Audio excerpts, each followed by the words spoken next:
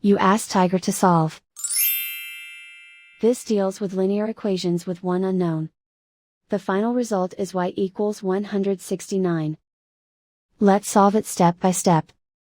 Swap sides. Group all constants on the right side of the equation. Subtract 295 from both sides. Group like terms. Simplify the arithmetic.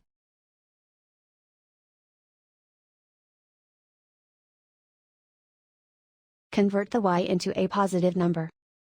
Multiply both sides by -1.